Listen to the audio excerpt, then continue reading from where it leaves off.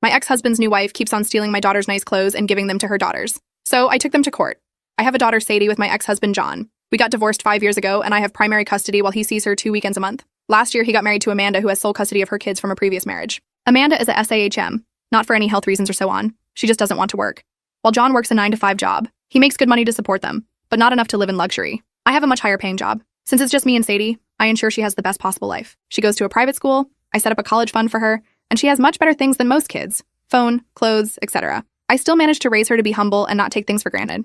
And she's one of the hardest working people I know, always making sure to get good grades and keep her room tidy. However, the last few times she returned after a weekend at John's, I noticed that the clothes she was bringing back in her duffel were A, not her size, and B, much cheaper and lower quality than what I usually buy for her. I asked her why that was, and she told me that while she's at her dad's, Amanda takes away her nice clothes and gives them to her kids, while Sadie receives the clothes they buy from Target. I asked her if she wanted them back, but she said she didn't mind sharing since all her favorite clothes were kept here. The problem arose when I went to pick her up last weekend. I had a business meeting and couldn't drive her over, so Amanda offered to pick Sadie up from school, which hadn't happened before. When I got there on Sunday, John and Amanda asked me to sit down with them. When Sadie came to hug me, Amanda sent her to her room quite harshly, saying her punishment wasn't over yet. I was confused because Sadie very rarely misbehaves. They sat me down in the kitchen and said that it was unfair for Sadie to be going to a private school while their kids go to a public one.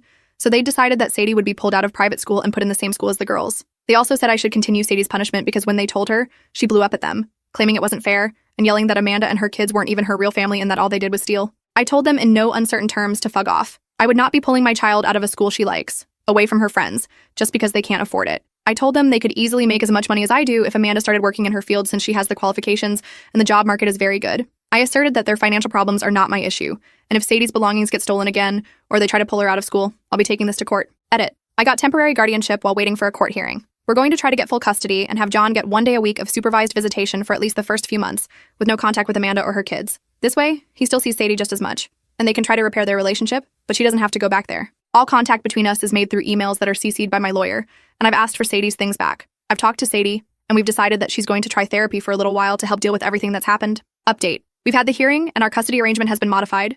Any and all decisions relating to Sadie are made by me and me alone. John has supervised visitation once a week, and Sadie will continue in therapy to address all the issues Amanda and her associates have caused her. They tried to push for a 50-50 custody split on grounds of alienation, that I was trying to turn Sadie against her father. But we made it clear from the start that we wanted to keep Amanda and her children away and wanted supervision only because we don't feel safe leaving him alone just yet, although we are open to modifications. Thanks to that, the evidence of theft and Sadie's therapist's testimony, their claim was dismissed quickly. Amanda's upset and has attempted to contact me and Sadie, but I made it clear to her that if she continues to harass me or my daughter, I'll have to report this to the authorities.